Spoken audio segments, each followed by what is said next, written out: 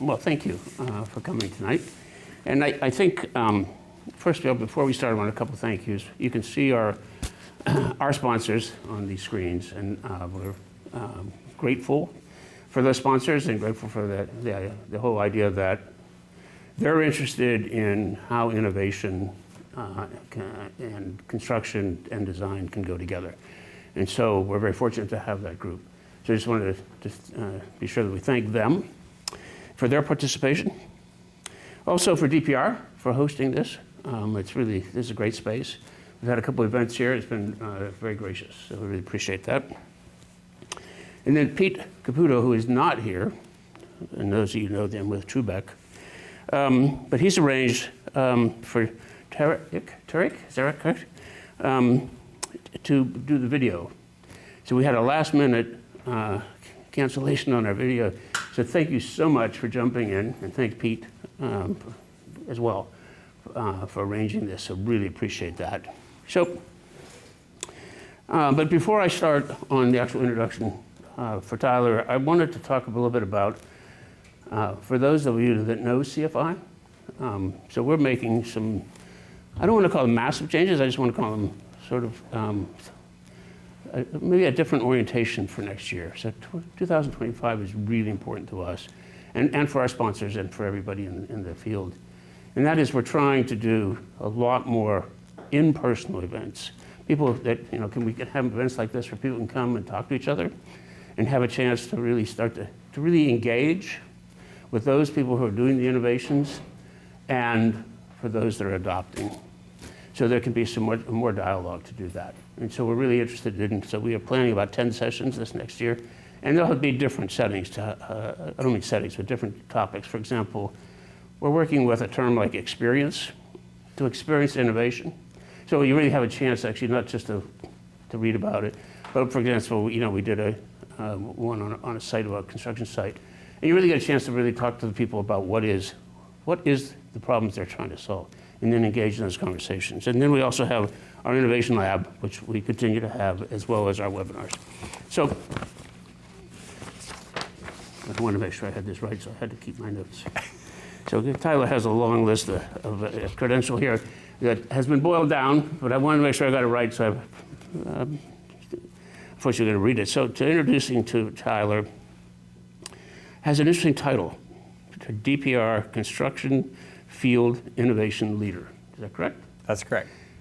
Which is perfect in terms of the kind of innovations that we want to talk about, and the fact that the field has now adopting that kind of designation for a leader. Fantastic. So we're really, really excited about that, and of course excited to have you here. So I certainly can't speak for your 20 years of experience. I'm sure you'll hit on some of that. But particularly in terms of your experience in construction in the field and how innovation in the field has been developed. We're really excited to learn more about that. And then finally, so I know things that we will hear, and that's why I wanted to read it, which was, so DPR Construction leverages field experience to identify and evaluate solutions, technology, and hardware that impact the frontline worker. So we're very excited to hear about that. I hope these are on your list, by the way. Yeah, we'll dive a little deeper. So I'm hoping that you wrote this. What? No, anyway. Finally, sorry, you said it was casual. Leverages feedback from the field, building trust with the frontline workers, and how to be a partner, not just a customer. And I think that's really important. So we're really anxious to hear more about that. And the more that we've heard and the more that you can take with you from here in your own work, and the more that you can help us to understand the innovators and the adopters, and how do we have some dialogue. So with that, Tyler, I'm going to turn it over to you, and thank you. I appreciate your time tonight. Thank you. Appreciate it. Well, thank you. As you know, my name's Tyler Williams, and I have the fortunate opportunity to be the field innovation leader for DPR. We're going to get into it a little bit about what that means, but this being kind of an intimate group, let's make this a discussion. So I'm going to show you guys a bunch of stuff, and you ask me questions. I'll tell you what I can, if I can. I also have my teammate Urel here, who also works on the craft side of things, and we'll dive in a little bit. He has a couple things that he doesn't know it, but I'm going to tell him to talk about. now that he's here. So with that, we're going to dive in. But again, please, if something doesn't make sense, you want it to make more sense, or you just want to talk about it, let's dive in. But I'm really excited and appreciate this opportunity to have the opportunity to speak on field innovation, the role of field innovation, how we got here, like to your point, like how we decided to become partners, not just customers, and then also how we have worked really hard to leverage field experience in innovation. So with that, right, we're going to talk about field innovation today. You might see it on LinkedIn, not very often. I get a lot of questions on what is that? What do you do? So we're going to talk about it a little bit. But first of all, so Uriel and myself, we work on DPR's corporate innovation team. There's 9 of us. We'll show you who they are on the next slide. But 2 years ago, we created these goals, right?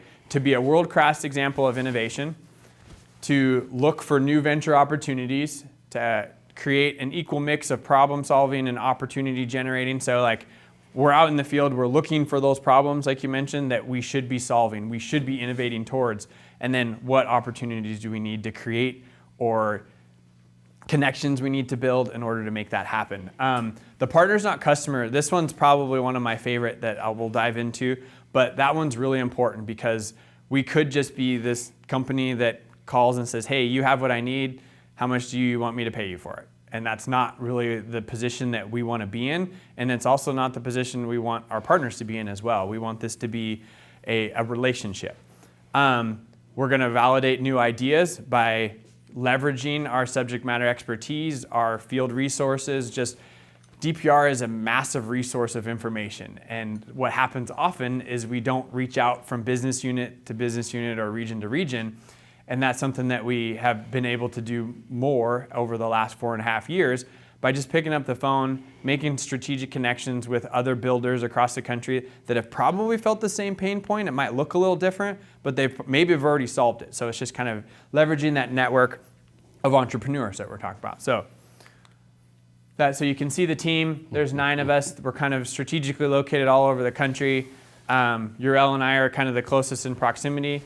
Uriel sits in the Bay here, works out of Redwood City most times, right? And then I live in Bend, Oregon, but I technically work out of our Seattle office. So I travel enough that they let me just kind of be wherever I need to be effective. And this last year, I took my sabbatical on Mount Bachelor just so I could ski every single day. So, yeah.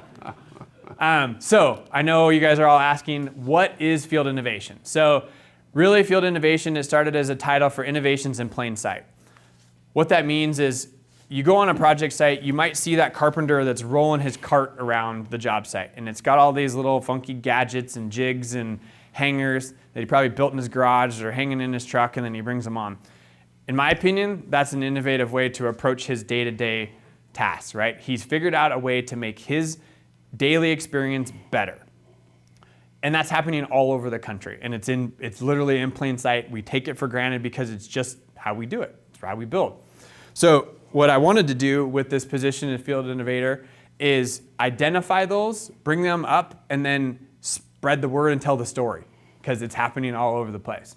So, but what it's done is that's how it started. It was just how we wanted to name it. This is field innovation because we're a builder, not just not a broker, right?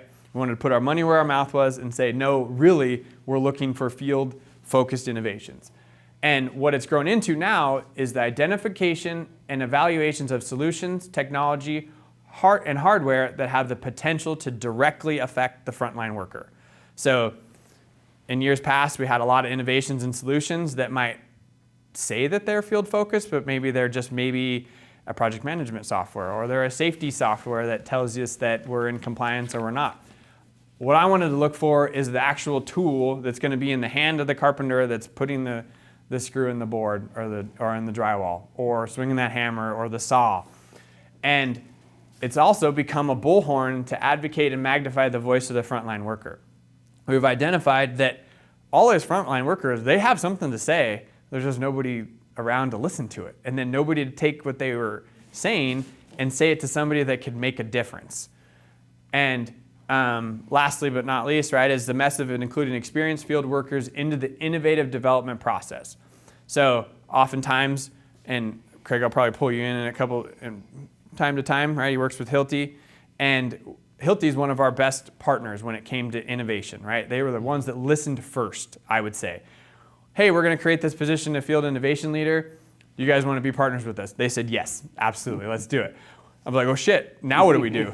So no, honestly. So what that meant was, okay, this feedback means something to these major manufacturers. Okay, so let's bring our frontline worker and this experience into that process so that Hilti doesn't waste a bunch of money, right? We also have Milwaukee and DeWalt, JLG, Genie, all these other ones that have the same ecosystem, and they want to create a product that best fits our jobs or our task. But they don't know what to do unless we tell them, right? So why not tell them with the people that are actually using it day to day?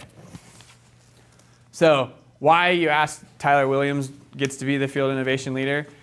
Persistence usually wins. And I'll tell you that it took me 1.5 years. It took me, I think it was 6 different presentations to different levels of leadership for them to finally get worn down enough to say, okay, fine. We'll give you 6 months to do what you say that you want to do, which is go around, find all these innovations that are happening in the field, and let's do something with them. So, and they told me, you can do it on the West Coast. And we'll start with there. So after 3 months, they were like, this is awesome. You'll take off the reins. You just go with it. And then that was 4.5 years there. So I have over 25 years of industry experience. I was telling Stuart earlier that my dad had a construction company when I was growing up, so I was free labor for years, right? Also learned how to be a pretty good carpenter. I went to trade school. I was a senior superintendent for DPR and other general contractors in the Seattle area. Union journeyman carpenter, and now I get called the innovation dude. I guess I'll take it. I mean, fine. They're not calling me names. They're calling me something that associated with cool stuff. I'm a husband of over 18 years, father of 2 teenagers, if you know how that goes. They're 17 and 15, so that's a full-time job in itself. I thought it was funny. My spirit animal is a mountain lion. I hope to one day wrestle one, but hopefully win. And then, no joke, I do like long walks by the river. There's a beautiful river where I live that we walk and reflect. I'm an avid competitor in Brazilian Jiu-Jitsu, purpose-built brand ambassador, which is, they're actually kind of in the Bay Area. They're a company that is trying to make like construction gear cool. Like, so shirts, hats, whatnot, like Dirty Hands, Clean Money, and that troll, they're those guys. And I just think that there needs to be more things like that, to where people are proud of the blue-collar work that they do. They wear it on their back. They show it. And then I'm a Mount Bachelor powder hound. So there's getting a lot of snow, so that's why I'm heading back tomorrow. Hopefully I'll get some turns in. So with that, you can kind of see a little bit of a picture, not so much the fun stuff that I get to do, but why me personally has experience in the field, which would make it relevant for me to talk about it, right? Like when I go on a job site, people talk to me differently than they might talk to a project engineer or somebody that doesn't have field experience. My boots are dirty, right? I don't tuck my shirt in. I got a bunch of tattoos that you can't see. But oftentimes we'll go onto a job site and some of our colleagues we can speak to that they'll go on, they won't get the same, I don't want to say respect, but they won't get the same effect. That people don't share as much with them because they don't know the pain points. So that's why I think this is really important as far as field innovation and field experience, is to have somebody that can talk the talk and walk the walk and knows the pain that these individuals have felt. That we can say, hey, this is what I'm trying to do to help you. So how and why we created that, I kind of talked about it. It took me 1.5 years, several iterations of different presentations to identify the value. But back in 2019, the majority of the innovative solutions we were piloting would have no impact on the frontline worker.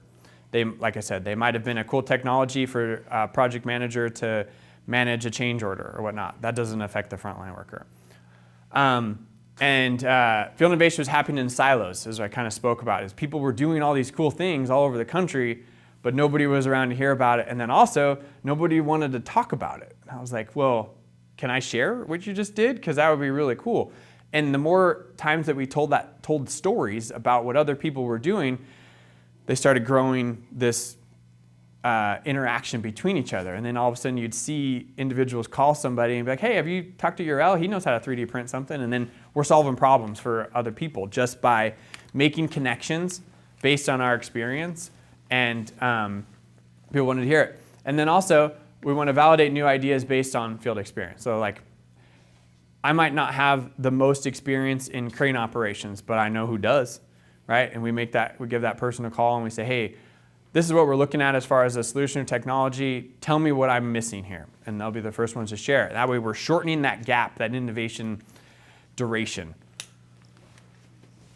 So about 4 years ago, these were like the first kind of 3 ideas that I ran with. This first one here, this OFI, it was called Opportunity for Innovation. I ran it on one of my own projects. And the idea is I knew our MEP trade contractors, our own self-perform workers, they all had ideas, but they didn't know what to do with them. So I created this QR code in a Microsoft Forms, and I think I got like 4 or 5 ideas. Nothing that was like groundbreaking or really crazy, but it showed me that there was a muscle for it. But it also showed me that to get the ideas from these folks, it was only as good as the person asking the questions. So I couldn't send just anybody out to ask these questions and to get what we were hoping for. So that was something we learned right here. This other one, this guy created this, they call it the drywall safety hanger. It's basically a piece of metal strap that they bent in a way because they, in Nashville, Tennessee, as they would go up and try to hang the drywall at a height, they would use their toe. And every once in a while their toe would get fatigued and then the sheet would fall however many feet. So this cute little thing that they did, they started putting on all the scissor lifts. So it took our innovation team to get some engineering done. I had to go talk to JLG and say, hey, we built this thing. Can we put it on the side of your thing? And they said yes, right? And since then now, like they all have these like little trays on them and whatnot. But that was really cool. That was somebody in the field that had this idea because there was a problem. The problem was the drywall sheets were falling and the folks didn't have a good method to hold it. So in the field, they figured out a solution to that problem. Big business kind of got in our way on that one a little bit, so now I can't put it on every lift, but you see the point, right? And then this next one is, so 2019, 2020, remember COVID, we had face masks. Face masks were a real issue for safety glasses because nobody had fog-proof safety glasses yet. So then you get guys that would either, do this, so they wanted to be able to see, but they had their face mask up because they didn't want to be out of compliance with that side, so they were like kind of screwed either way. So we found this company in France that would create this prototype safety glasses for us, but they were pretty expensive. So we partnered up with McCarthy. Oh my gosh, it was so many years ago. It was a lot of years ago.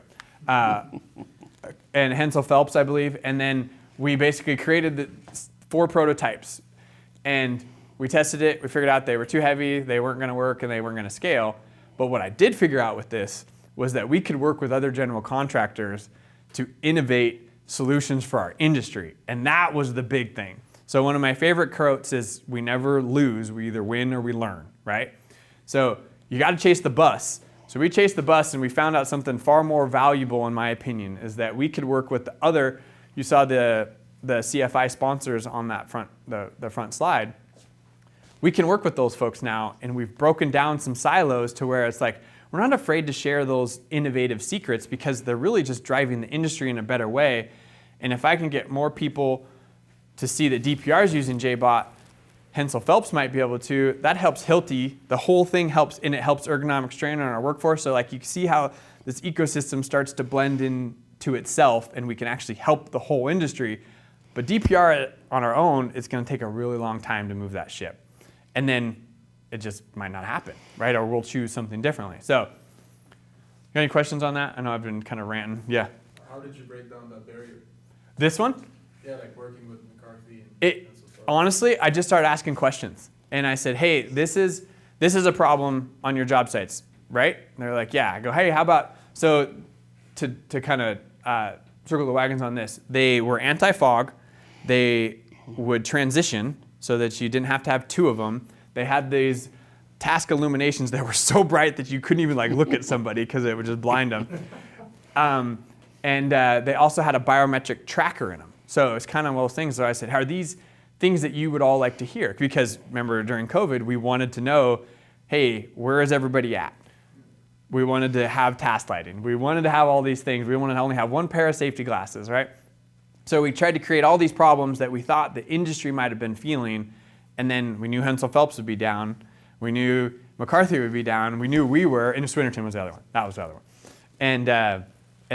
So again, we learned how to play in the same sandbox. And then since then, we've had quite a few of like shared things where I pick up the phone, and there's another one here in a little bit called Rod Radar that we all kind of bought some stuff and we go, that didn't really work.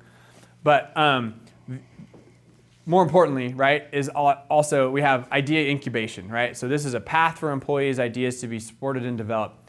You guys remember, you know that we work with Dusty all the time. You've seen the little thing running around printing stuff. So that is the original Laybot patent that Dusty licensed from DPR. DPR has multiple patents, that being a pretty famous one now because of Dusty and all the awesome stuff that they've done. And then this next one is Scotty Sleeve. So that one was created by a guy named Scott Baylor who lives in Austin, Texas. And are you guys familiar with how you do vertical layout on a skyscraper? It's not easy, right? It has some drift in it. It has some stuff. So Scotty developed this 3D printed cone that you could inset into the concrete, and that's how he created his vertical layout by not having to do the chain and the measure and all that stuff. He bought this really powerful laser, pulls this sleeve out, and it shoots all the way up the building. He can figure out how plumb it is. You can use it to plumb the tower crane. This thing has been like, I don't know, there's probably 92 variations of it now because he put it so that you can use it to drain a floor if there's too much water on it. They have these little collapsible things you can put on there so that like debris doesn't fall on them. The dude's an innovator from like through and through. And that's again back to my point about field innovation. Is this guy did this to make his own job better. And then DPR was like, wow, you did such a good job making your job better. Let's patent this. Let's figure out what we can do with it, and let's try to sell it. So that's one of our fun field innovation stories. Any more to add on that one? Do you know more about that one? Well, with that one, like one of the big drivers for it is, besides just leaving a core out to like shoot a laser or whatever you're going to utilize for that vertical 0-0 point, is that once you're done utilizing that opening, coming back and having to patch it is a pain because now you got to get on the bottom floor, get on the ladder, you've got to cap that thing off before you can fill it with grout from above. So by having it in a cone shape, you can drop in a little plastic insert, seals itself off, you pack it, you never have to get on the ladder to utilize any of that. So that was kind of like the original direction that it was going. But yeah, he's built a lot of accessories around it to make all these other aspects of it a lot easier as well. Yeah, Scotty has this trailer. He's on Waller Creek, the tall tower in Texas. And you go in this little cave that he has, and everything is 3D printed. He'd have a cup holder for this, a pencil holder for this. He'd have a little thing to go around my neck to like everything is 3D printed. Like he is the epitome of like field innovation, make my job better, make it easier. Yeah. I had a question. So DPR patented that idea. Mm-hmm. Do they license it for free, or is it a revenue source for DPR? So the Scotty sleeve is one that I believe is free. Dusty, I believe, is paid for. There's another one called SiteLink that we'll talk about here in a second. That's another one that's paid for as well. And a lot of times when I say paid for, that might just mean that we're a partner and we've invested in them. So like we have a vested interest in allowing them to do that. So anything, I missed anything there? Okay. This is something that Urel's been working really hard on. Is a lot of our door frames and hardware team will call him and be like, hey, we need a widget or I don't know, what you want to call it, right? We need a thing. Jigs, whatever, Yeah. whatever that thing is. And so these were 3D printed prototypes for sucking out when you have to set a metal or a hollow metal frame, and you got to get way behind there, and the door's already set, and the drywall's up to it, or the framing's up to it. They couldn't clean out the holes to set the jamb, so Urel modeled and then figured out how to print it for them so that they could attach that to the vacuum. And I don't see the one on here. He had this one, the one that has all these knuckles, so he can like maneuver it wherever he needs it to go. That's pretty fun. This is another fun one. So we were out at the Southline project, about a year ago? Yeah. About a year ago, and walking through and like, hey, innovation guys, we got something for you. And that's like music to my ears, right? And they say, hey, we got this idea for this tie-back patching tool. Can you guys help us? So I think Urel and Henning and Lee were involved in this, and maybe you can tell the story better than me, but I just remember them telling. Yeah, so this is one, so one of the folks that we had hired, I guess he had a crew in SoCal who was always doing all this form work. And this is kind of like their tie-back patching tool. But I guess there was, some guy who made it out of his machine shop. Somebody thought it up somewhere at some point in time. But he just had these that he made. But he had a very long career, eventually retired, closed his machine shop, and they were like, well, where do we get more of these things? And so it's just like, this was one of those well, tell me about it. Because nobody had one on hand. And so it's just like, describe it. Okay, let's 3D model it. Is this kind of what you're talking about? And so kind of taking some of those basic ideas and turning it into a reality, and also adding a few things on top of it that are handy to have all in one package. Like I think the original one was kind of like the top left, where it's just kind of giving a nice consistent finish for those tiebacks that you just packed with grout. But one of the cool things that we were able to add as we were brainstorming on it anyways is that coarse thread too, because when you've got those plastic caps inside of the concrete, usually somebody's just grabbing a scrap piece of rebar, jamming it in there, wiggle it around until it breaks free, and then now you're packing it with grout and finishing it. So it's just like, well, is there like a universal, thread on there? Let's go ahead and design that thread so we can screw it in, break it free. It's made for the job instead of just using a piece of debris laying on the ground.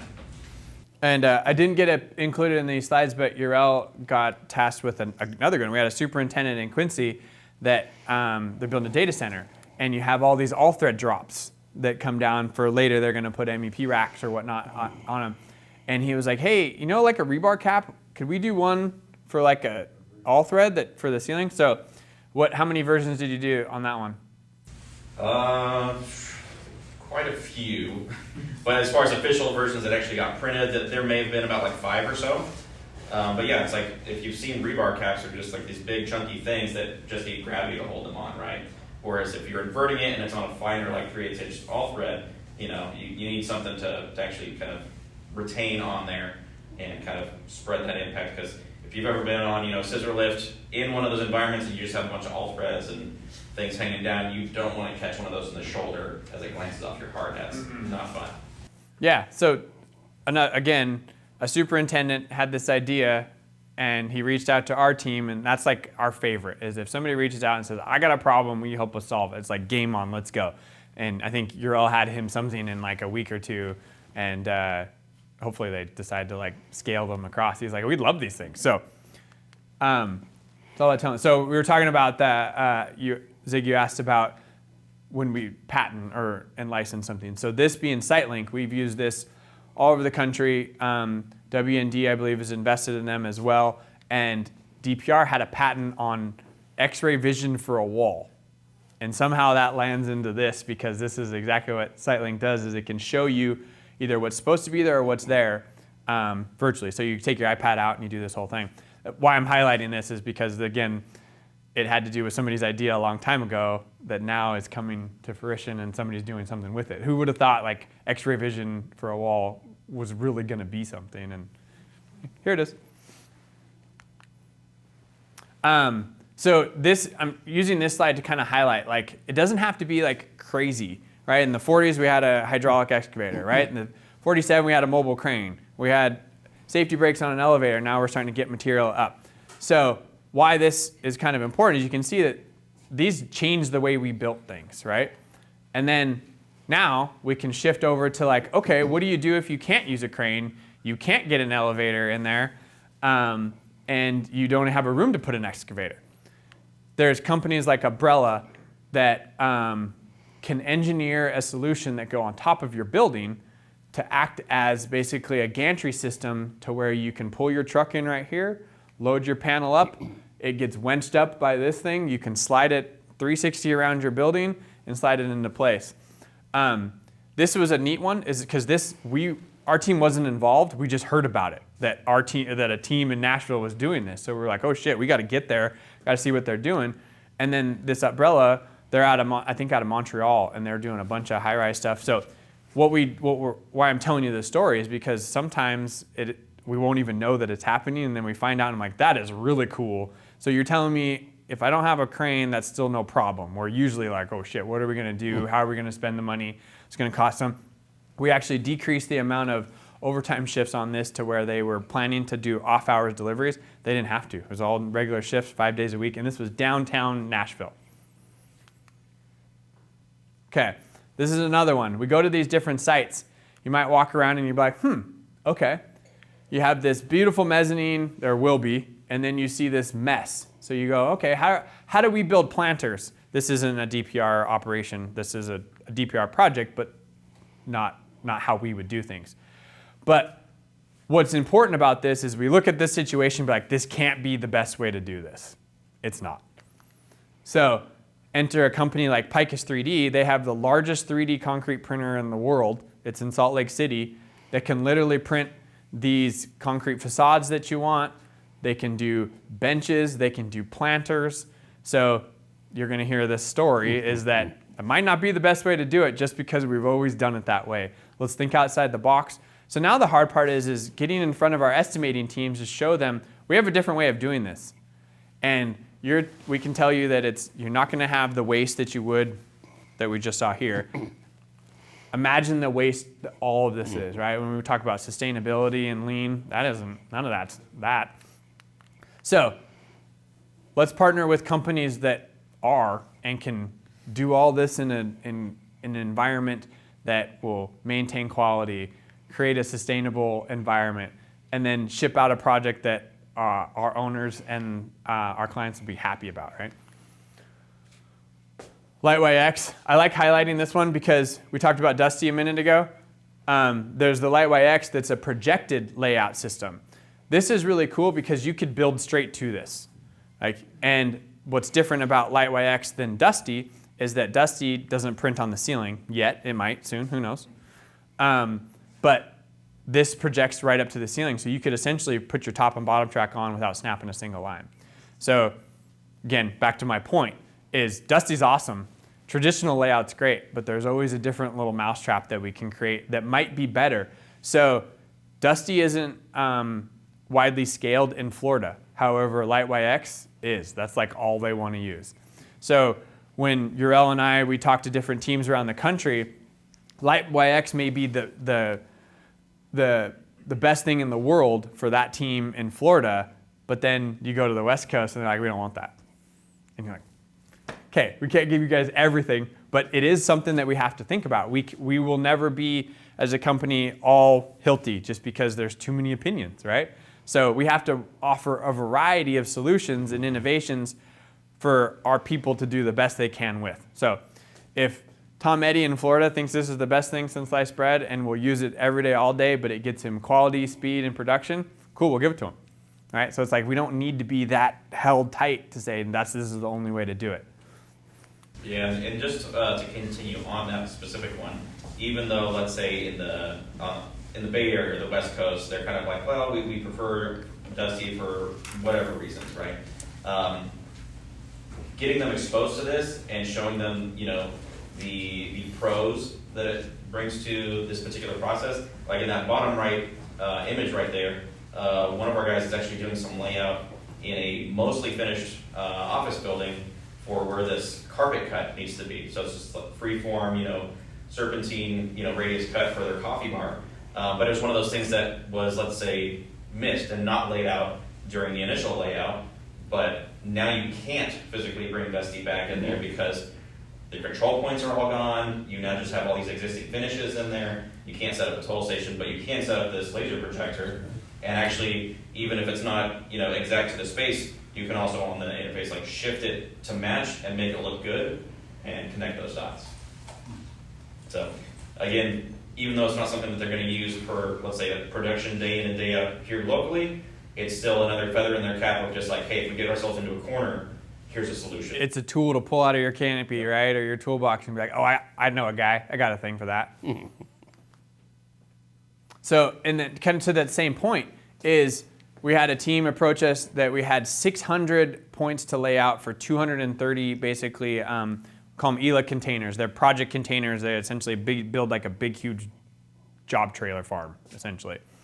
And we had a huge asphalt parking lot, and we're like, well, we haven't tried Civ Dash yet. Let's give that thing a shot. And it worked great. Like I think we were worried about the heat. If it was going to be, it was like, I think we were in Georgia or something, wasn't it? No, anyways, doesn't matter. But it went off without a hitch. No problems. We can now have some different solutions for additional layout. So now we can, okay, they have another one that has more rugged wheels that'll actually go on dirt and go around, and it'll spray paint the point, and you could set a spike or a pin or whatnot. But the idea is, again, we got to kind of create solutions and highlight opportunities for multiple type of disciplines. So this one too right here is, I think we can all agree that underground utility strikes are a problem in our industry. Okay, so we were one of the first ones to have a rod radar, live dig radar bucket. So in this bucket, right in this little compartment right here, is a GPR that you can put knuckle down like this, hold for 3 seconds, and it gives you a scan, and it'll tell you, the idea is it'll tell you if there is an underground utility underneath. It won't tell you what the utility is, but it'll tell you about the size and how far down it is. Unfortunately, this is one of those that we learned a lot. We spent a decent amount of money and learned that it doesn't work really well in dense clay soils. So it was pretty much out in Nashville was where we had it. The other thing too is that a lot of our excavators, they're just not ready for this. They think it's too slow. They're like, I don't want to sit there. So this was always going to be something that was never going to replace our underground methods, where we're checking, we're calling 811, we're doing our layout, we're checking again, right? We're potholing, we're hydrovacing or whatever. This was another level of insurance that we wanted to try to gain. And unfortunately, it didn't quite pan out as investment-wise, but we did learn a lot. Okay, we still got to keep looking. So then enter 4M subsurface utility mapping, right? Where this company is taking records from municipalities and loading them in, and then you can essentially buy tokens for the area in which that you want to locate or understand what's potentially under you. So we learned a lot, an expensive lesson with rod radar, but it also pointed us towards we have to continue down this path to figure out where we need to learn more and keep partnering with these different companies. So this one, we had underground utility strike on a live campus.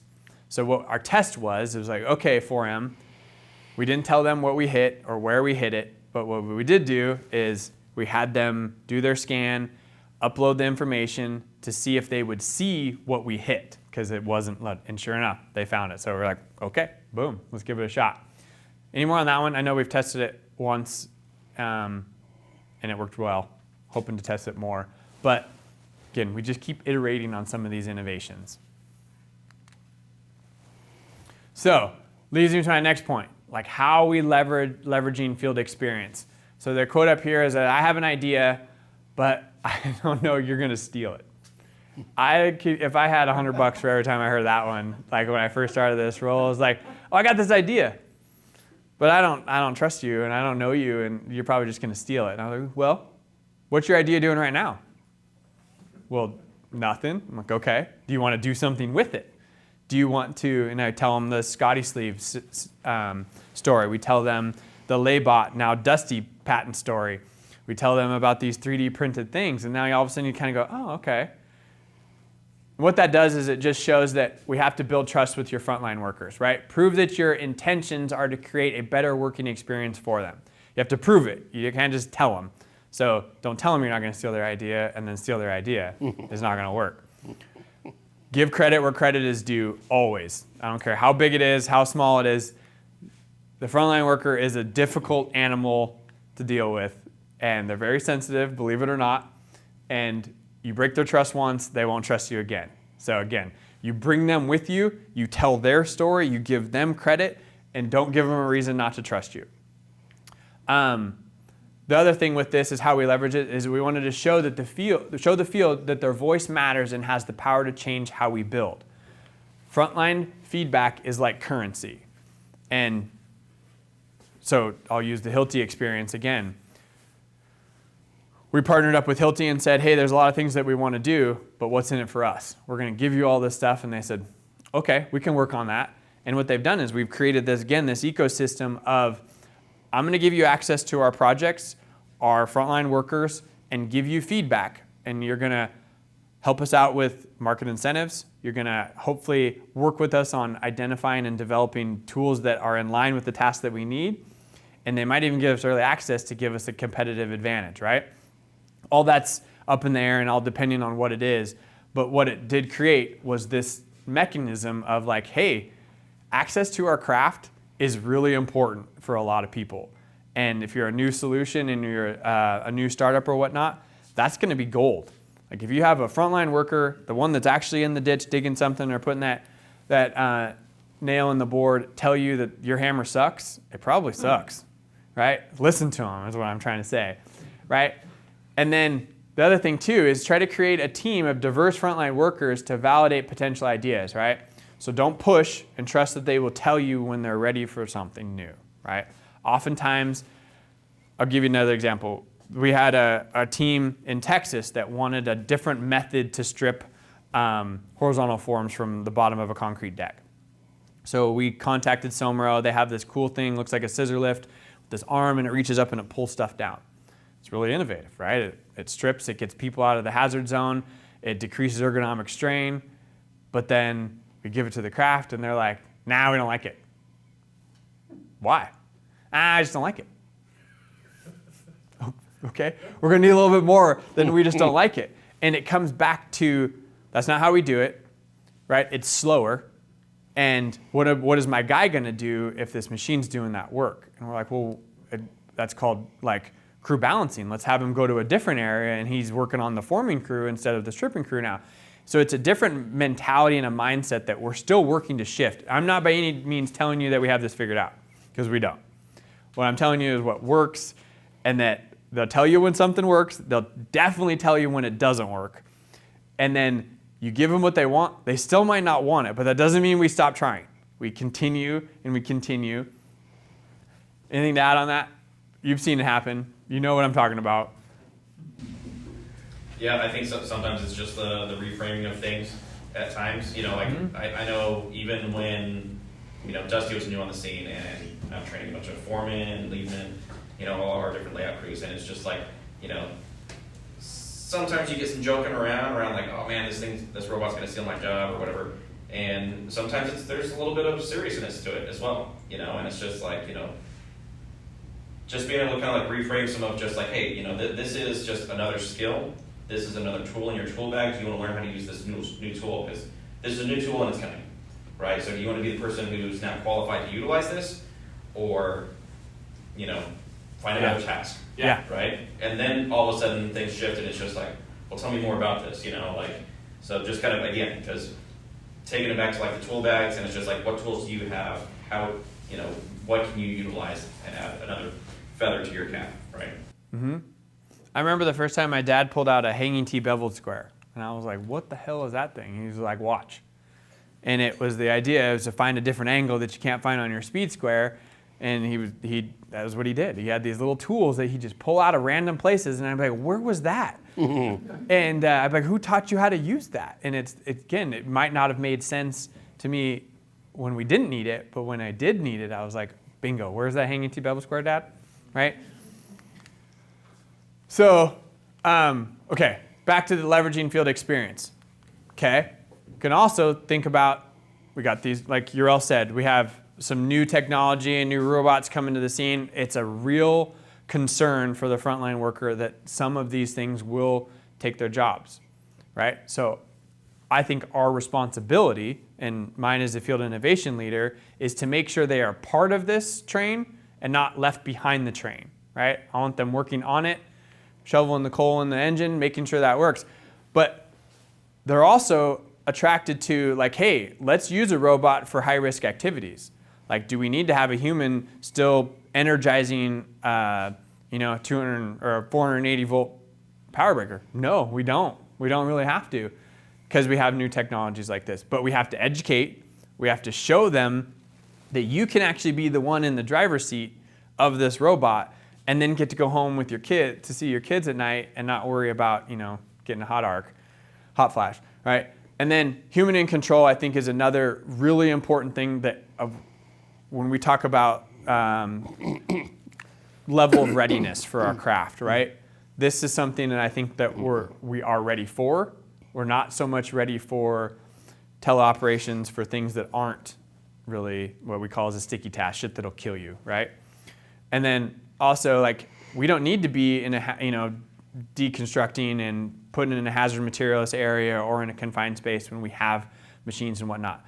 That's, I believe, the first level of adoption. We need to put them in those situations, let the human control it, and show them, like, this is another tool for my tool bag. Like, I don't have to get in that tunnel anymore. I did get to go to Boston Dynamic headquarters. That place is wild, wild. They have this thing called the Dino Yard where there's like 25 of these things running around autonomously in a caged yard. Not joking. And I was like, this is ominous. Like I can show you videos after this if you want to see it. Hilti J-Bot, right? We have been heavily involved with Hilti J-Bot for quite some time. We were one of the first ones to do multi-trade layout and drilling in Seattle area. We had a superintendent that's now the general superintendent of the Seattle area, probably because he was super innovative, approached our trade partners and said, hey, we got to drill all these holes. We want to use the J-Bot, but I got to talk to the union because we can't drill your holes. You can't drill the holes for us and all this stuff. So they created this beautiful working relationship on site to where on certain floors, depending on who had the majority of the holes, would run the J-Bot. So we didn't get in trouble with the union, but they would drill our holes, right? Because it was just in this whole thing. We saw 8 times production gain. We saw that we can work well with our trade partners. We can perform work for them, and then they do their thing. They can perform work for us and do the thing. We learned that the crew, and I don't think it was this guy, but there was another guy, when I was out on site watching this thing operate, I was like, hey, tell me about this J-Bot. Like, what do you think? He's like, I want another one. I was like, what would you do with another one? He's like, I drilled twice as many holes. He was like, I could easily run 2 of these things. So I'm a huge fan of J-Bot. I was talking to Craig earlier about, hey, can we make it do manual mode? Can we make it do some other things? And we get that feedback from our field folks, give it to the Hiltis and say, hey, please listen to us. And fortunately, they do, and many of the other manufacturers are learning as well. So, okay, I highlighted some robots, highlighted the concern that our frontline workers have. So, I think we all remember Johnny 5, right? He was real. And with that, though, is realized over the last year that we hadn't educated enough of our frontline workers on the types of robots that could be available, what's coming, what a robot actually is, that they've already been using robots and probably haven't even thought about it, and now it's considered a machine that's just, an excavator or a crane, right? So I've spent a fair amount of time the last probably 8 months trying to educate more on what a robot is, and then work with our frontline folks on how can we leverage robots. So now I'm not going to tell you how we're going to use it. Now I'm going to ask you how we can use this. So this brings in this machine. This one actually is controlled by a little remote control about this size, and it goes front, backward, side to side. Has a capability of doing about 1,000 pounds. You can put debris in there, and it'll go upstairs at a 40-degree angle. Like, how many times have we had to pack something up the stairs, or get in a really bad situation where we're digging out a basement or whatever it is? Would have loved to have something like that. So this story is pretty cool. This Movex innovation, they're out of Shawinigan, Montreal, way up there. It was like, I was like, where are, I felt like I was in the Hunger Games. But we brought Movex down to San Jose for our 1 DPR craft safety days, to where we brought all of our craft that works in the Bay Area to San Jose Fairgrounds. And we did a bunch of innovation stuff. They did a bunch of safety trainings. We had a bunch of chicken, some good food, some burritos. And then we asked them some questions about this Movex stuff. Hey, which of the following equipment would you like to use most? What did they all say? We want this mini dumper, which was this one, right? They saw instant value in, why do I need to push this cart? And why do I need to try to pick it up and stick it over the side of the dumpster? So it's like light bulb, and again, this is how we leverage field experience, right? Is we're actually talking to our field folks about what they want to see and would utilize in the field. Now I can take these metrics and go to leadership and say, hey, we're a builder, right? This is what our builders are telling us. Can we use one of these on our projects?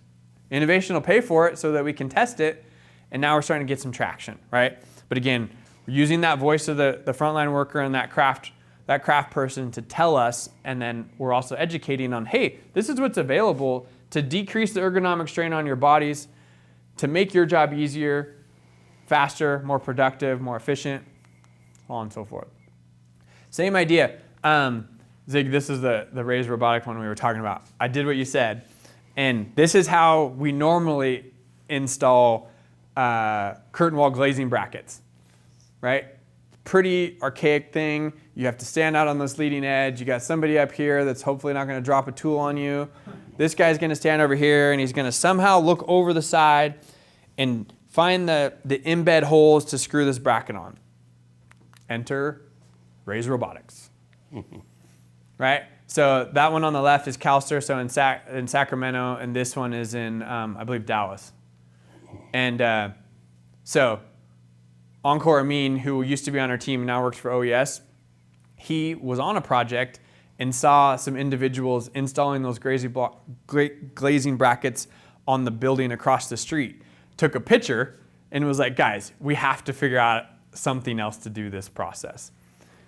And Henning Rodell approached Raise Robotics and they said, yeah, we can do that.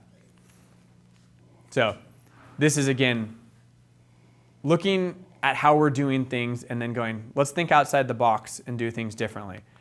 And then this is another thing that Uro was there and Henning was there. We actually built them a concrete slab so that they could do concrete dowel testing. They could put their robot on the slab. They can use the drill. So this is actually at our facility in San Jose. Santa Clara. Yeah. Santa Clara, yeah. And it was really fun. Uro, he's a great carpenter, but he didn't have a ton of concrete experience.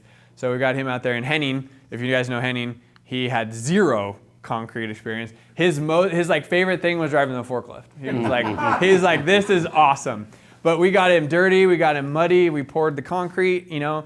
So we were trying to leverage like what our team does. We're going to build you a slab so that we can continue to have innovators come innovate on the behalf of us. So I thought I had to share that one.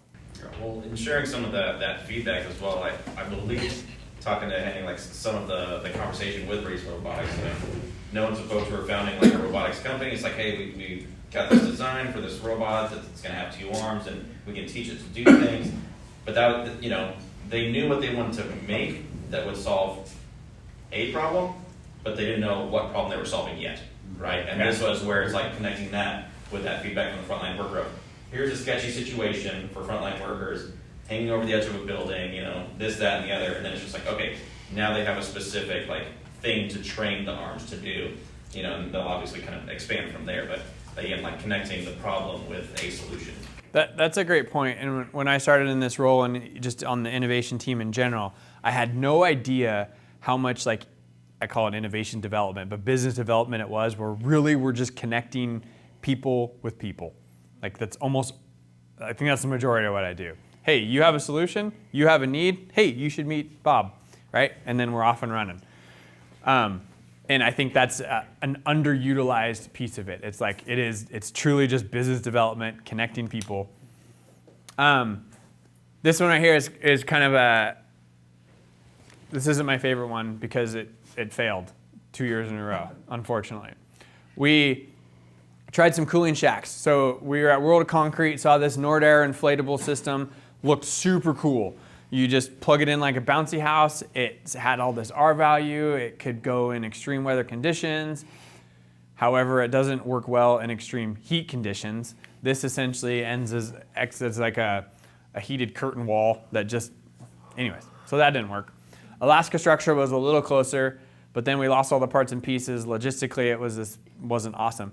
I'm sharing this with you because what we're doing is we're trying to test things that we know are going to come up and be a problem. Our environments are changing. We're constantly having to work in environments that are far hotter than they used to be years ago, like it or not. But labor and industry have proposed a new rule to protect workers from extreme heat. So we're trying to be in line or up front or ahead of that curve when it happens. So there's another one that I won't talk about, but we're trying to do some 3D printed concrete cooling cubes to do the same thing, right? To where we have to have something on our sites to get somebody cooled off in a heat-related emergency, right? Or protect them from it. So we tested it, we failed, we learned those don't work, so now we're gonna try something different. Like they were too big, they were too cumbersome, they didn't cool off fast enough, so now we're back to the drawing board, is why I was sharing that. But it's more about like, we're following industry trends, trying to figure out where we need to be and when we need to be there ahead of time. Like, I think innovation is interesting too because there's a lot of like innovation right now. Like we could be on a job site and we have this problem, we need to solve it. And then there's innovation that we need in a few years, like 2 years. And then there's innovation that we need in 5 years that we have to be testing now so that we're ready in 5 years. Like, I think I talk about it here soon, but I hear all the time innovation takes too long. And I think it's kind of an oxymoron. I don't think most people associate it that way, but it isn't fast. We have to continue to iterate on all of these different things. Yeah, there you go. I knew I was going to talk about it. So becoming a partner, not only a customer, right? So innovation can be viewed as distracting. We get this from our own project teams. Like, hey, we have solution fatigue. We cannot like take any more solutions. We won't test anything for the next year.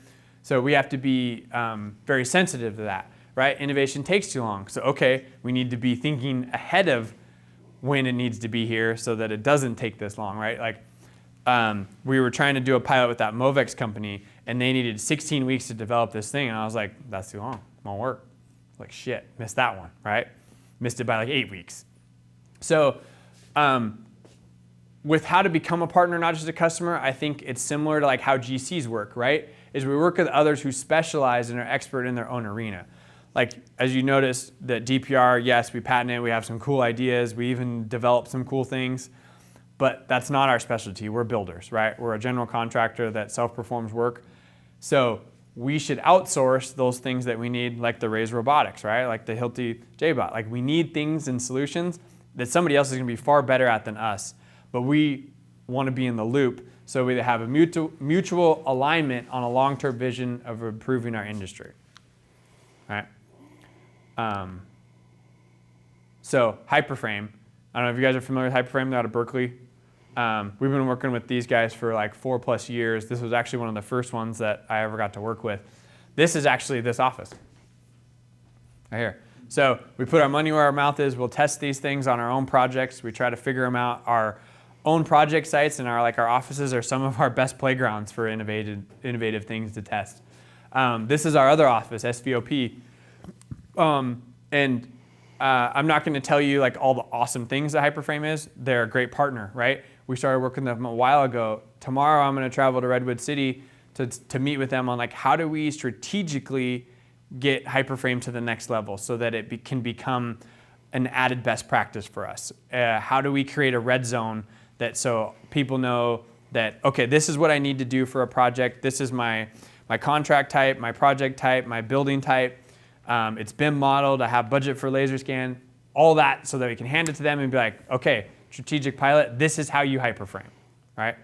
But we tested it in our own little environment several times, and then we're going to show people how you test it in not our own environment, and then all the nuts and bolts that you need to make it work.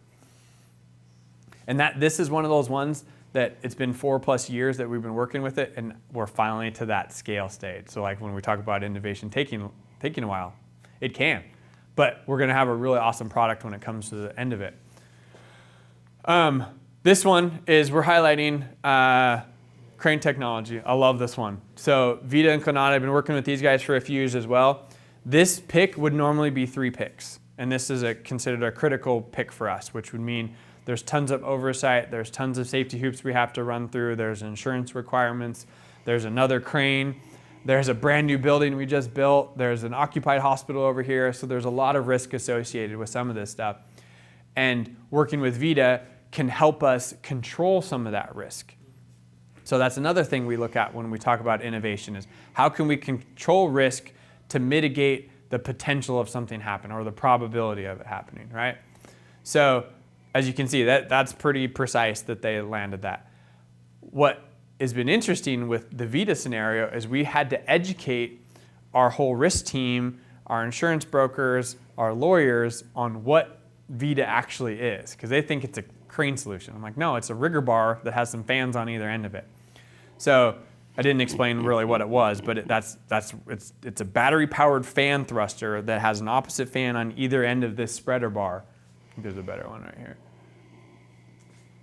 Yeah, so fan thruster, and then there's an opposite one over here. They come in multiple different lengths, have different tonnage limits. But the idea here is with VITA, you now control your load from the time it leaves the ground till the time you land it again. Traditionally, we use taglines that could be hundreds of feet long. Every year, somebody gets picked up and killed. Not at DPR, but there has been people that have been picked up and injured in our own operation. So taglines are a problem. You're like, I think it's 27% more likely to have a crane-related incident when using taglines, but yet they're required by OSHA, right? So we actually worked with Cal OSHA to try to addend the Title 8 where you were required to use a tagline. So the idea, we control the load the whole time, we reduce the amount of taglines or shorten it so that it's not going to get caught up on somebody, and we create a precision pick to where you can hold it where it takes off, where it lands, and then you can control it right back. So again, trying to create a safer environment for our people. And sometimes what that looks like is taking a really long time to educate risk, showing them the benefits, taking them out and actually having them perform it themselves, showing them that it's this little battery pack thing that it literally just goes like this. But what happens if it spins out of control? What happens if the load spins out of control when we don't have anything on it, right? So there's always an argument, and sometimes you just have to have the right, I would say, personnel or experience in the room to communicate what the true benefit of it is. I know Craig's really excited about this. We're going to talk about Hilti for a second. Yeah. So why I like to highlight Hilti is because they were really one of the first innovative partners I had as the field innovation leader, right? They have helped us with the knowledge exchange, right? We have worked with them on multiple mass timber topics. They created an innovation peer council where they bring some of the major GCs in the country to their facility in Texas multiple times a year, and we meet, and hopefully this would be an industry problem if you ask me. And so we all get together as general contractors that all have our own egos and our own problems to solve and go, hey, Hilti, if you could help us solve this, that would be a huge win for our industry and us as a general contractor. So with that, right, is they allow us to have development influence on directions that they go. I was there a couple months ago when all the bigwigs are there and you guys were working on your innovation budgets for like the next couple years. And they highlighted a bunch of these cool solutions out on this table, and they let all of us GCs vote on them. And then they go, okay, top 3, that's where we're going with. And we're like, seriously? So excited to see what happens with that. But also too, is they've helped us build some Hilti MT strut electrical rooms where we've prefabbed a full electrical room where you hang your racks and everything ahead of it. They use their, I don't remember the name of the system, where you guys can basically model it and cut it and send it to us. Works awesome.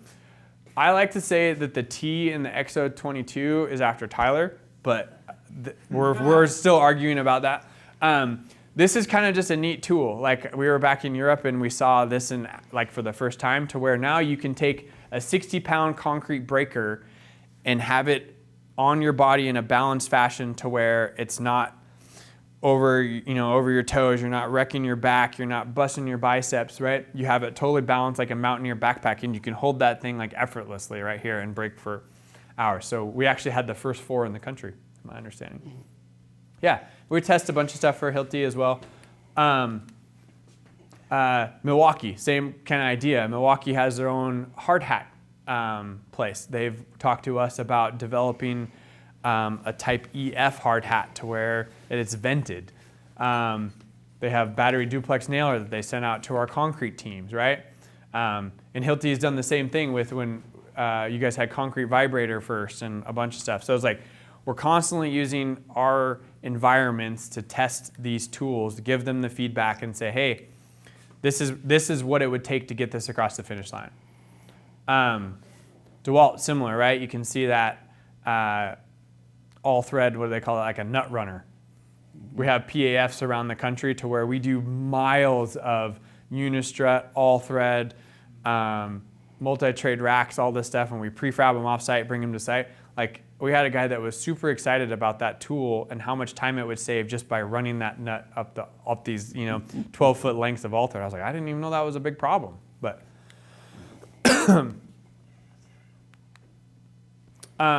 JLG, so we're not just limited to tool manufacturers, but also looking at like equipment manufacturers, right?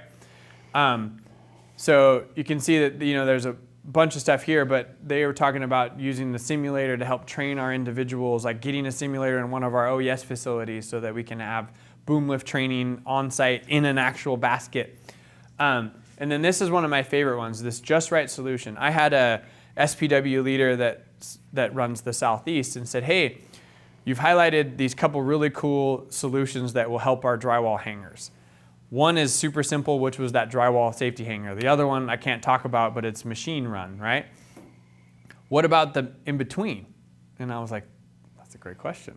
So I called up JLG and I said, hey, I have a self-performed leader that would really like something in between these two things, and I have this idea. What do we need to do? And he's like, oh, you fill out this form, you do this thing, you can do it third party, or we can do it and it'll take however long. Why this is important to me is because we have partners like JLG that can help us identify or build a solution that will meet our needs, right? Just based on us calling. So the way I like to think about it is if DPR has that problem, I'm sure there's many other contractors in the industry that have the same problem. So we use kind of our market position to influence in a way to where like, hey, DPR has 900 scissor lifts, right? That's a lot of scissor lifts just for DPR. And if we want this on our scissor lifts, I bet you there's other people that might want it as well.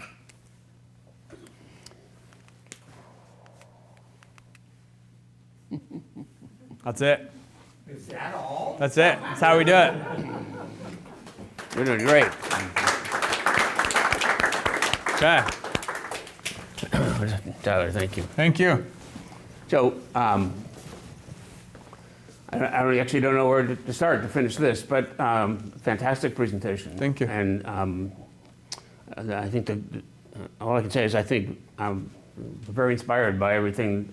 When you talk about how to think about the customer and the person using it, I think there's a lot to learn about that. When we talk about innovation, when we talk about some of the what you've learned about listening, I think we just learned a lot tonight. Mm-hmm. So, and also, I think I've learned more about robotics than I thought was out there. So, and I don't mean that in a bad way. I mean, yeah. I think I learned some company names I'd never heard of before.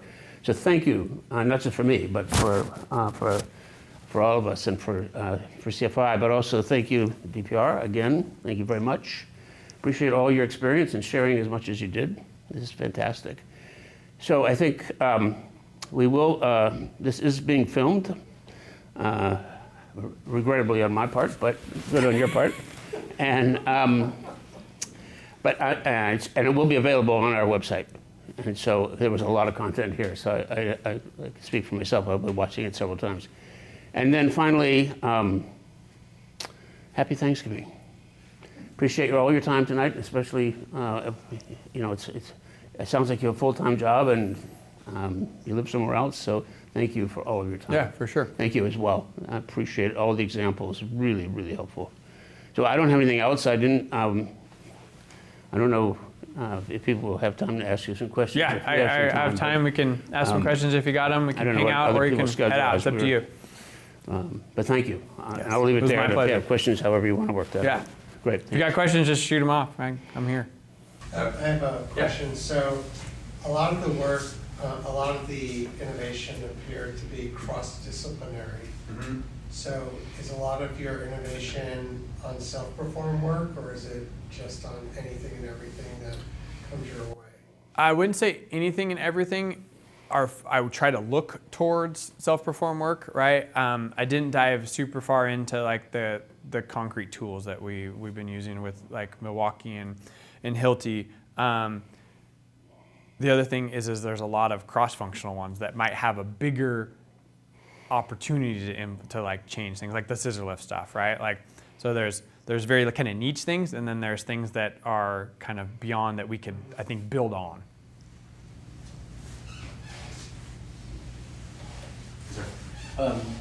One of my observations is that you've mastered sort of the people part of adopting innovation.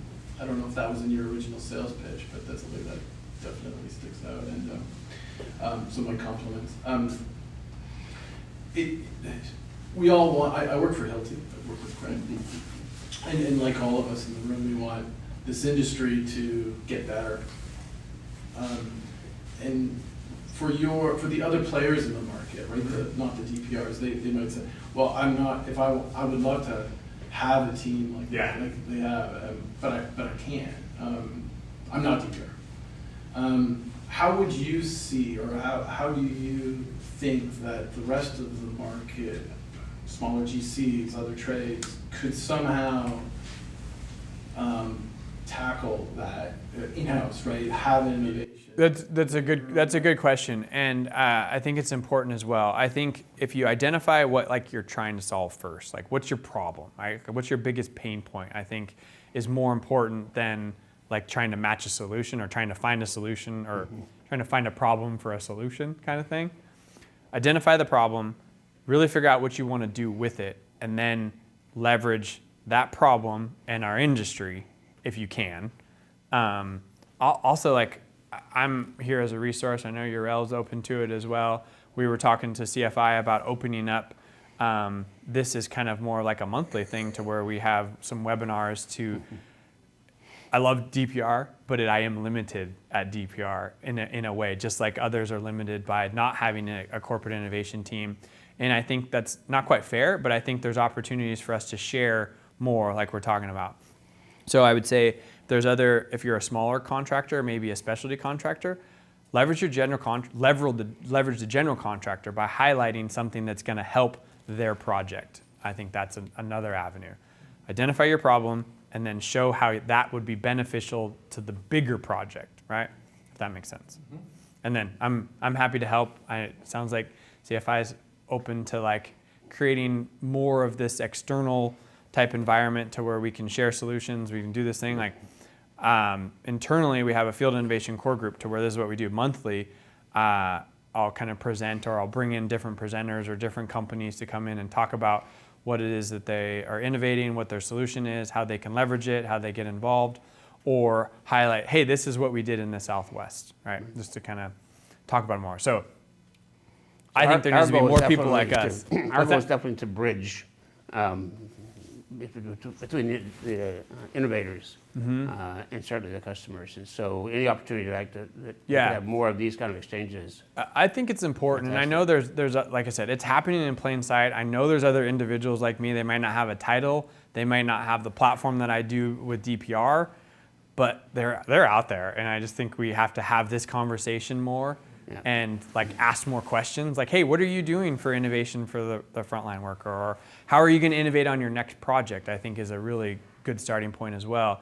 I didn't dive into it, but when I was a superintendent, and I felt like I was a pretty successful superintendent because each project I would try to learn and adapt from project to project and not create that same mistake. Like whatever I was going to do, I was not going to have another problem with door frames and hardware, right?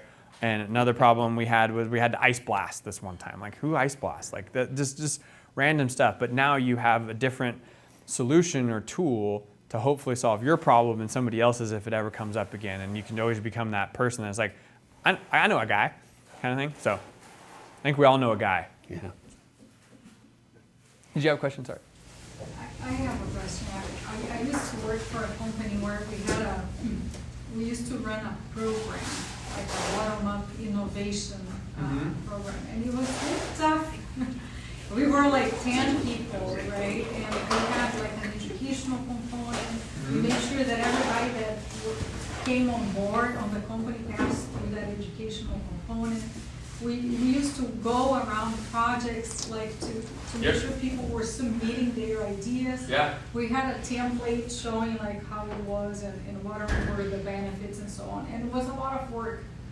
So do you have something structured? Yeah. Like, yeah, so we, it's kind of morphed over the years, right? So we have what we call as an innovation core group, and that comes from anybody that comes basically gets hired at DPR. They run through like an onboarding, right? And innovation is part of their onboarding because ever forward is part of one of our core values, right? So we always want to be trying to re-innovate ourselves or looking forward and whatnot. So we have a robust process of how we innovate, how we budget. Like we're working on a new campaign on how we educate and like communicate all this stuff. Like that I would say is probably one of our biggest things right now is I think I heard it 9 times this year. We don't know what we don't know. Okay, so that's on us to tell you what you should know, and then you choose what to do with it. But so yeah, I didn't dive in today. It was more about kind of the position, but we definitely have a process, a method, a whole team. There's about 9 of us or even more. Full-time? Yeah, whole team's full time. Yeah, when I started there was 5 of us, I think. So we've doubled in 4 years. Yeah, it's definitely something that doesn't happen by accident. It's very intentional, each piece of it, and you know, getting out there. So I think, unfortunately, we've hit our curfew. Okay. But however you want to work out in the future, I mean, I suppose we Yeah. can contact you, email, or whatever for questions. So I'm Yeah, going to happy to. volunteer you for that. Yep.